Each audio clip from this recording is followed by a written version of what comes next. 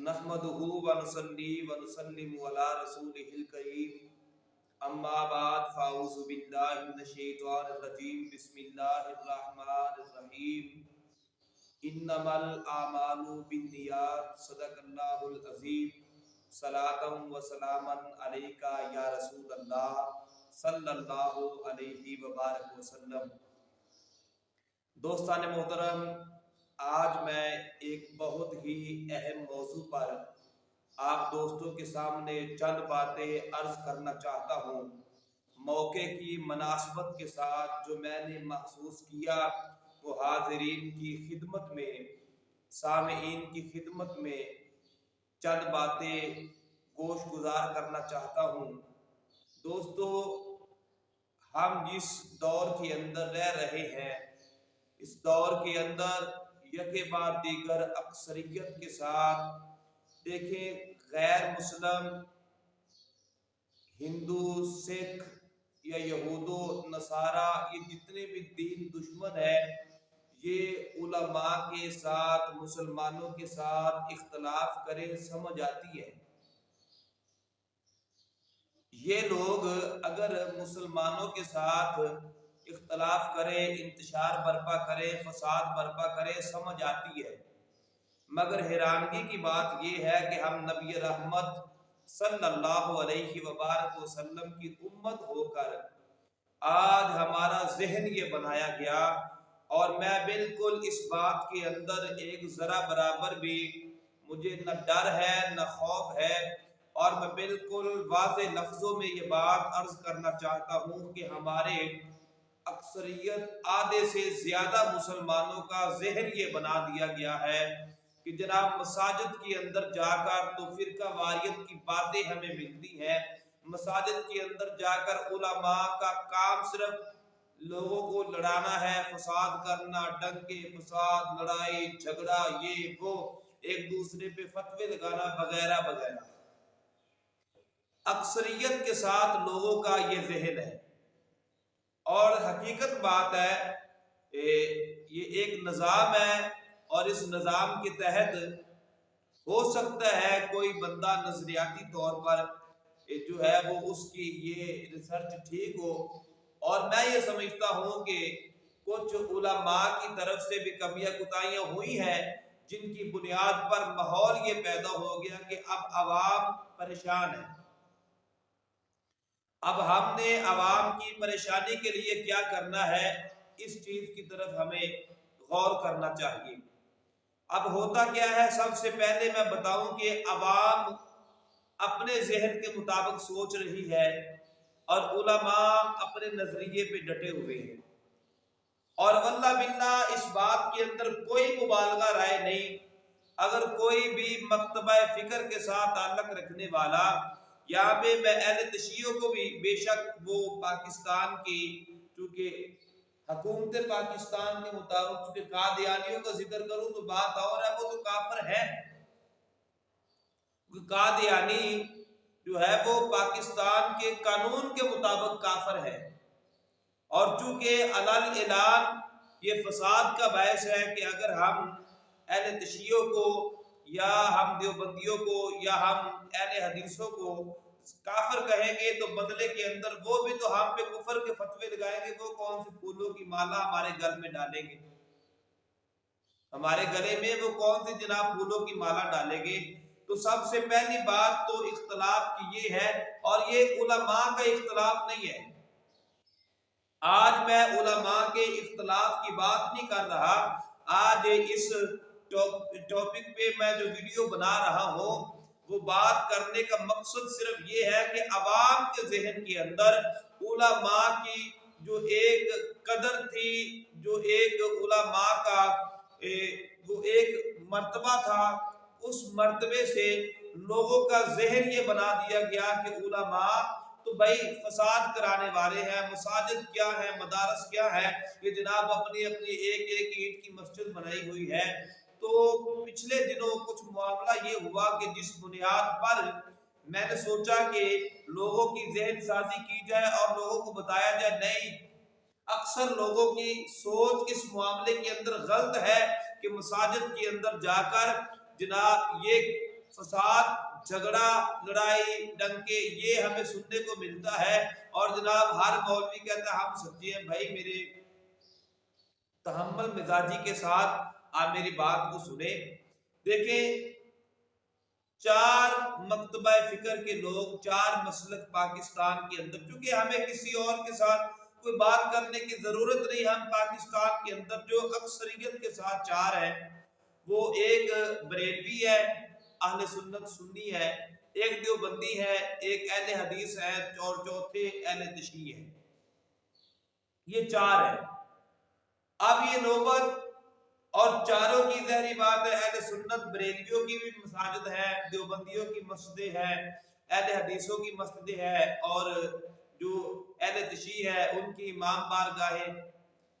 اب یہاں پہ عوام تھوڑا سا غور و فکر کرے کہ ان چاروں میں سے سب پہلے نمبر پر تو ہم نے انتخاب کرنا ہے کہ ہم کس مسجد میں جا رہے ہیں۔ 3 مسجدوں کا ذکر کیا اور ایک امام بارگاہ کا ذکر کیا۔ یہ جانے والے پہ ڈیپینڈ کرتا ہے کہ میں کدھر جا رہا ہوں۔ اب مثال کے طور پہ پچھلے دنوں میں مسجد کے اندر درس حدیث فقہ کا درس دیتے ہوئے، میں چونکہ فجر کے بعد درس قرآن اکثر مساجد کے اندر ہوتا ہے، تو میں بھی فجر کے بعد درس قرآن دیتا ہوں، اور عصر کی نماز کے بعد روزانہ ڈیلی بیسس پہ نہیں، تقریباً ہفتے میں 2-3 دن جو ہے وہ میری کوشش ہوتی ہے، یا اس سے ہٹ کر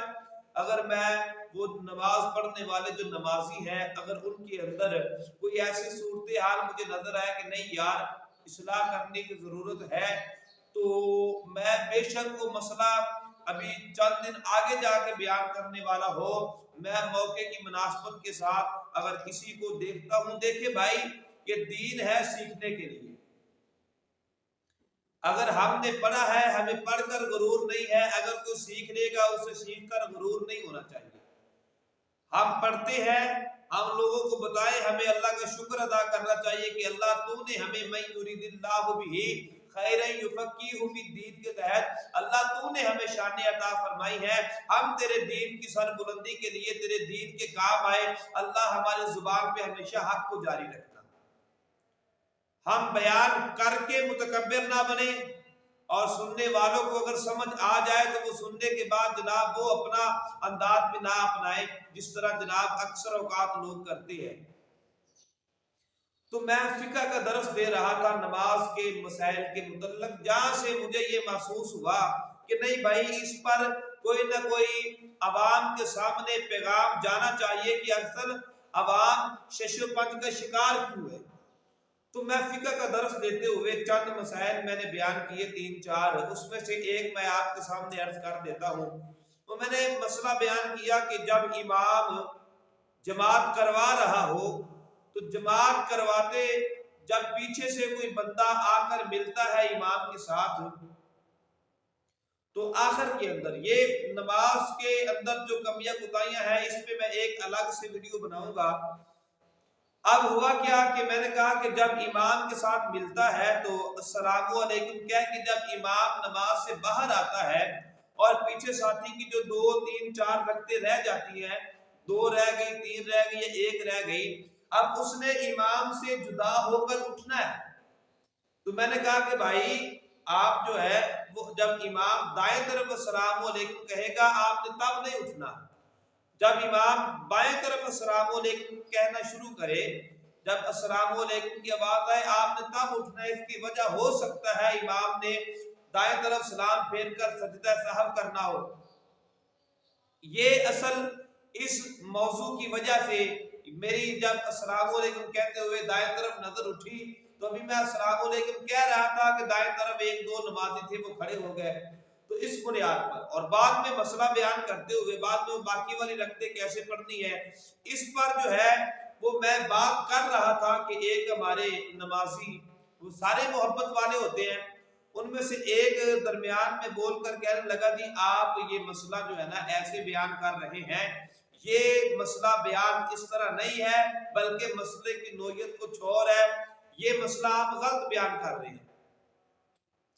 تو میں نے بڑی تحمل مزاجی کے ساتھ میں نے اسے اپنے پاس بٹھایا اپنے پاس. میں نے کہا آپ ادھر بیٹھ کے بات نہ کریں, آپ یہاں میرے قریب آ جائیں. تو وہ میرے قریب آ کے بیٹھ گیا, باقی نمازی بیٹھے ہوئے تھے. تو میں نے اسے کہا کہ بھائی دیکھیں, سب سے پہلی بات تو یہ ہے کہ یہ جو روٹین آپ نے اپنائی ہے یہ بالکل غلط ہے, یہ آپ کا انداز بالکل غلط ہے. لیکن آپ ہمارے بزرگ ہیں, کوئی بات نہیں, میں آپ کو کوشش کروں گا سیٹسفائی کرنے کی کہ آپ بالکل مطمئن ہو کے اٹھیں کیونکہ جو میں بات کر رہا ہوں. اب یہاں پہ لوگوں کے لیے بھی لمحہ فکر ہے, اگر آپ کسی عالم کو منبر پہ بیٹھ کر پڑھتے ہوئے سنتے ہیں یا کسی محفل کے اندر, تو میرا بھائی اگر آپ اس کے کسی مسئلے سے اتفاق نہیں کر رہے, مجمع کے اندر شور ڈالنے کی ضرورت نہیں ہے. آپ کتنے لوگ بیٹھے ہوتے ہیں, آپ کسی سے پینسل لے, اگر آپ کے پاس نہیں ہے آپ کاغذ لے, آپ اسی وقت آپ جو ہے اس کو لکھ کر جو ہے وہ بے شک خود جو ہے نا جا کے چپ کر کے امام صاحب کے ہاتھ میں تمہیں بھی اس کو پڑھے اور تھوڑی سی روشنی ڈالے. میں اس سے مطمئن نہیں ہوں. تو فساد کرنا, اس کو کچھ لوگ اس کو بڑی عقل مندی سمجھتے, دیکھیں جی میں نے مولوی صاحب کو جو ہے نا بڑے مجمع میں ذلیل کر کے رکھ دیا. میرا بھائی ہر بندے کو عزت نفس بڑی پیاری ہوتی ہے, یہ کوئی انسانوں والا طریقہ نہیں ہے. اگر کوئی کمی کوتاہی ہو گئی ہے تو یا تو جب محفل مکمل ہو کہتے حضرت صاحب تھوڑی سی اس پہ روشنی ڈالنا, میری سمجھ میں نہیں بات آئی, یہ بھی ایک الگ بات ہے. وہ جو چٹھی والا ہے نا وہ بڑا بہترین ہے. اگر آپ کو خود لکھنا نہیں آتا آپ کسی کو بول دو, وہ لکھ کر جو ہے وہ امام صاحب کو جو واعظ ہے جو مبلغ ہے اس کو جو ہے نا وہ کہے جی جناب یہ آپ اس پہ تھوڑی سی روشنی ڈالیں. تو جب اس نے مجھے کہا, میں نے کہا پہلی بات تو یہ ہے کہ یہ بات بالکل ایک عجیب ہے کہ دوران گفتگو کسی کو ٹوکنا نہیں چاہیے. پہلے نمبر پہ چلے آپ نے ٹوک لیا ہے, اب میں آپ کو تھوڑا سا یہ سارا ماحول سمجھاتا ہوں کہ اصل وجہ لوگوں کے ذہن کے اندر یہ بات کیوں بیٹھی ہے کہ جناب مسجدوں کے اندر صرف اور صرف فساد پھیلایا جاتا ہے, مسجدوں کے اندر فرقہ واریت پھیلائی جاتی ہے. اب 4 مسالک کا ذکر میں نے آپ کے سامنے کیا اور میں اہل سنت بریلوی ہوں, اب بندے کو میں نے مطمئن کیسے کیا؟ وہ کہنے لگا جی میرے پاس کتابیں ہیں, میرے پاس جناب کتابیں ہیں, میں جو ہے نا وہ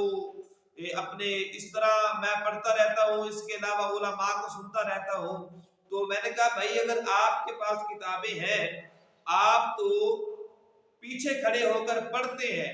تو آپ کے پاس کتابیں ہیں, میں تو اللہ کے فضل سے آگے کھڑے ہو کر پڑھاتا ہوں اور میں منبر پہ کھڑے ہو کے بات کرتا ہوں, آپ پیچھے کھڑے ہو کر پڑھتے ہیں تو آپ کے پاس کتابیں ہیں, میں آگے کھڑے ہو کر پڑھاتا ہوں, میری ذمہ داری ہے کہ میرے پاس کتابیں نہیں ہوگی اور میں یہ کتابیں دکھانے کا قائل بھی نہیں ہوں. ہاں جی میں بالکل اس معاملے کے اندر میرا ایک پورا جو ہے وہ میں پورا ڈٹا ہوا ہوں اس بات پر, اور علماء کو بھی چاہیے. اکثر اوقات ہم کوئی مسئلہ بیان کریں جی کتاب دکھاؤ, جی کیوں بھائی ہم کتاب کیوں دکھائیں؟ اگر آپ ہمارے مسئلے سے مطمئن نہیں ہیں آپ آئیں کہیں جی ہم مطمئن نہیں ہیں. ایک تو ہم کتابیں خریدتے ہیں بازار سے اور پیسے لگا کر ہم خرید کر جناب وہ لوگوں کو مسئلے بتاتے ہیں. میرے پاس اگر کوئی پوچھنے آ جائے نا محبت کے ساتھ پوچھے وہ الگ بات ہے, اگر کوئی بالفرض جناب انتشار پھیلانے کی غرض سے پوچھے تو میں اس کو جو کہتا ہوں نا, میں کہتا ہوں بھائی آپ ایسے کرو کاپی پینسل لے کے آؤ, میں آپ کو بتا دوں. تو کاپی پینسل لے کے آ جاتا, چونکہ کتابیں تو ہمارے پاس موجود ہوتی ہیں. اب میں کیا کرتا ہوں, میں اس کو کتاب کا نام بھی لکھ دیتا ہوں, مکتبے کا نام بھی لکھ دیتا ہوں, لکھنے والے مولوی کا نام بھی لکھ دیتا ہوں, یا جس نے بھی لکھی ہو, کوئی پروفیسر ہو, کوئی مذہبی اسکالر ہو, کوئی بھی ہو, میں کہتا ہوں کہ جناب یہ کتاب ہے, آپ بازار سے لے کے آ جاؤ, میں اس کتاب سے یہ والا مسئلہ آپ کو نکال کے دے دوں گا. ایک تو ہم کتابیں پڑھیں, اوپر سے پیسے خرچ کریں, اور اگر کوئی مسئلہ محفل میں بیان کرے تو اکثر میں پوچھتے ہیں جناب دکھاؤ جی, کہا کئی مولوی پریشان ہو جاتے ہیں. میرے یوٹیوب پہ ایک تقریر سنی کسی بندے نے, وہ مولوی صاحب تھے گجرانوالے کے, انہوں نے وہ مسئلہ بیان کیا, انہوں نے مسئلہ بیان کر کے وہ بیچارہ پھنس گیا. انہوں نے پوچھ لیا, وہ غوث اعظم کی کرامت کوئی بیان کی, انہوں نے پوچھ لیا کہاں لکھا ہے, اس بیچارے نے سنی تھی میری سن کے آگے بیان کر دی, اور سنی سنائی بات ایسے بیان بھی نہیں کرنی چاہیے بغیر تحقیق کے. اس نے جناب پھر وہ یوٹیوب سے میرا نمبر ڈھونڈا, نمبر ڈھونڈ کر جناب پھر اس نے مجھے کال کی, اس میں نے کہا بھائی آپ پریشان نہ ہو، یہ بالکل بات ہے، میں آپ کو کتاب بھی دکھا دوں گا۔ تو وہ کتاب کا نام تھا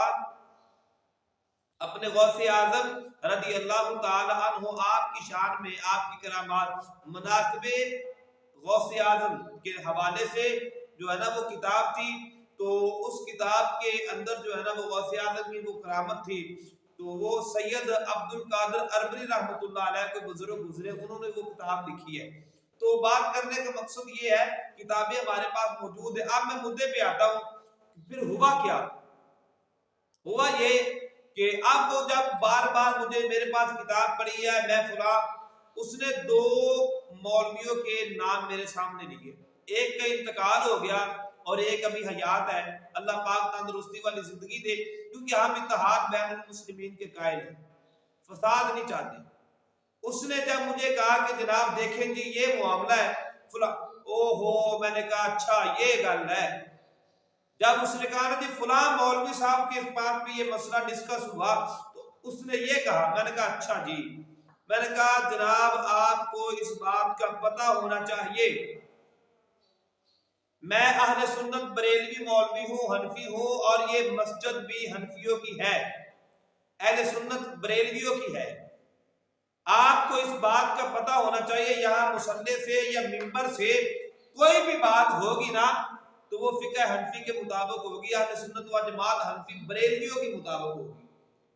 اب کوئی لوگ سوچ رہے ہوں گے یہ جناب پھر انہوں نے اپنی جگہ داری بنا لی، میں نے کہا جگہ داری نہیں بنائی، بالکل جگہ داری نہیں بنائی۔ بات یہ ہے کہ یہ مسجد ہے جہاں پہ میں ہوں، یہ ہے اہل سنت بریلویوں کی مساجد، گلیوں کے اندر دیوبندیوں کی بھی ہیں، اہل حدیثوں کی بھی ہیں، امام بارگاہیں بھی اہل تشیعوں کی ہیں۔ بات کرنے کا مقصد یہ ہے کہ اگر یہ فساد تو یہاں سے شروع ہوتا ہے، جمعے والے دن چلے مان اہل سنت مولوی اہل حدیث مسجد کے اندر جا کے نماز پڑھنے چلا گیا، پہلی بات تو یہ ہے کہ اگر وہ چلا گیا ہے اسے بڑے پن کا مظاہرہ کرنا چاہیے، آرام سے بیٹھ کر گفتگو سنے، اور گفتگو بھی کسی لیمٹ تک۔ بالفرض اگر وہ میلاد نہیں مناتے تو میں کہتا ہوں کہ میلاد منانے والوں کو مشرک اور بدعتی بھی نہ کہے۔ جب ہم میلاد نہ منانے والوں پہ کفر کے فتوے نہیں لگاتے تو وہ میلاد منانے والوں پر کفر کے فتوے کیوں لگاتے ہیں؟ بھئی اگر کوئی نہیں منا رہا نہ منائے، اگر کوئی ہاتھ رفع یدین کر کے نماز پڑھتا ہے، ہاتھ یا باندھتا ہے، پڑھتا رہے، ہمیں کوئی تکلیف نہیں ہے۔ اب معاملہ کیا ہوا؟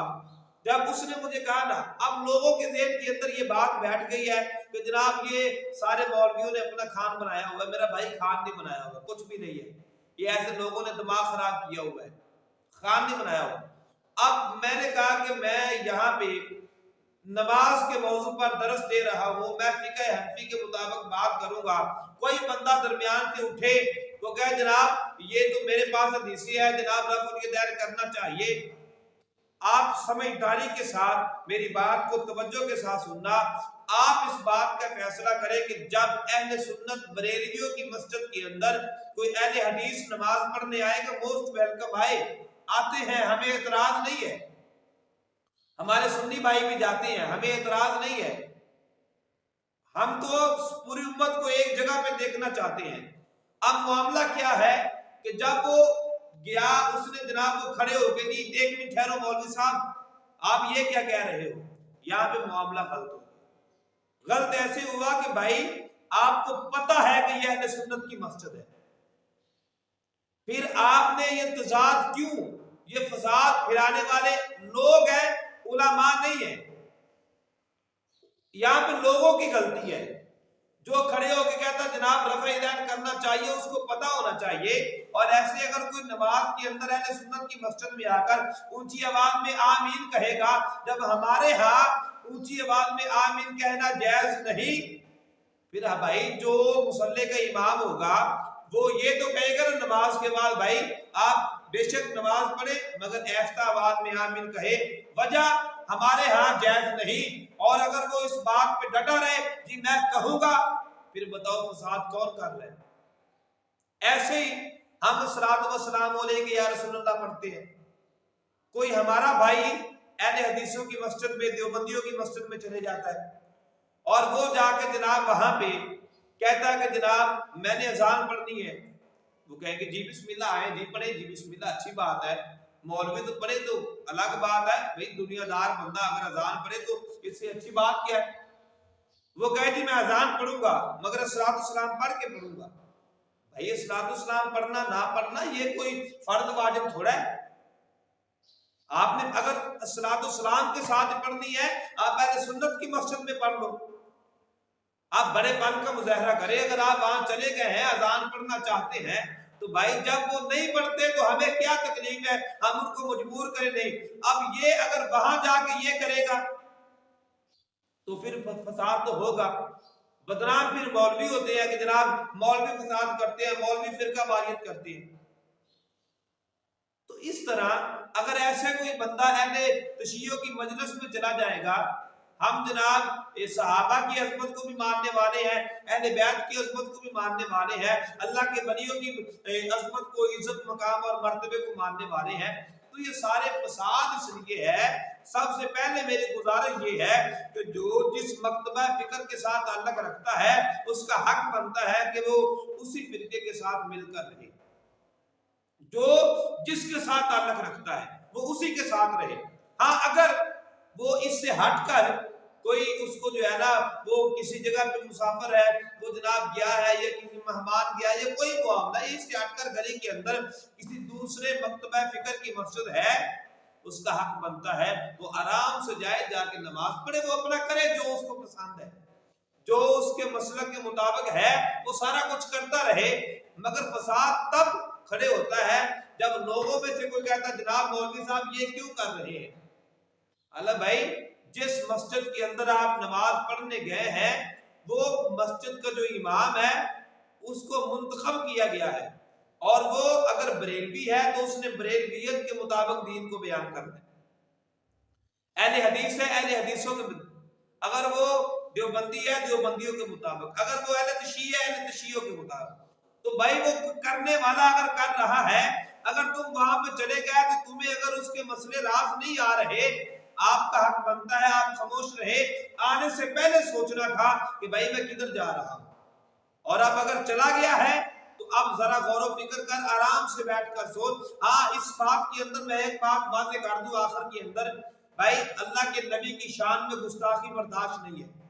وہ اہل سنت کرے، وہ شیعہ کرے، دیوبندی کرے، وہابی کرے، صحابہ کی شان میں گستاخی برداشت نہیں ہے کوئی کرے، اہل بیت کی شان میں گستاخی برداشت نہیں ہے، اللہ کے ولیوں کی توہین برداشت نہیں ہے۔ یعنی عزت والے جو پاک ہستیاں ہیں جن کے سر پہ اللہ نے عزت کا تاج رکھا ہے، ان کی عزت اگر سارے مکتبہ فکر کے لوگ کریں، بھائی جس طرح مرضی نماز پڑھے، کوئی ہاتھ چھوڑ کے پڑھے، ہاتھ باندھ کے پڑھے، کوئی یہاں پہ ہاتھ باندھے، کوئی یہاں پہ ہاتھ باندھے، یہ کوئی مسئلہ نہیں ہے۔ یہ اصل تضاد تب پیدا ہوتا ہے کہ جب جناب کسی مقدس ہستی کی شان میں گستاخی کی جاتی ہے، صحابہ کو برا بھلا کہا جاتا ہے، اہل بیت کو برا بھلا کہا جاتا ہے، اللہ کے ولیوں کو برا بھلا کہا جاتا ہے، نبی کریم صلی اللہ علیہ وسلم کی شان میں گستاخیاں کی جاتی ہیں، معاملہ تب خراب ہوتا ہے۔ تو جب ان مقدس ہستیوں کی شان میں گستاخیوں پہ ہم اتحاد نہیں کریں گے، ہاں جی، تب جو غلط ہوگا ہم اسے غلط کہیں گے۔ باقی یہ جو چھوٹے موٹے مسئلے ہیں اس پر بھائی ہم خدا کا واسطہ ہے ہم مولویوں کو معاف کرو، لوگوں کا بھی حق بنتا ہے وہ بھی کچھ اپنا ذہن بنائے اور دیکھیں کہ بھائی ہم کدھر جا رہے ہیں۔ ایسے نہ کہا جائے کہ ہر مسجد کے اندر جناب فرقہ واریت پھیلائی جا رہی ہے، فساد برپا کیا جا رہا ہے، ایسا کچھ نہیں ہے۔ اللہ تعالی ہمیں صحیح معنوں کے اندر حق سمجھنے کی توفیق عطا فرمائے۔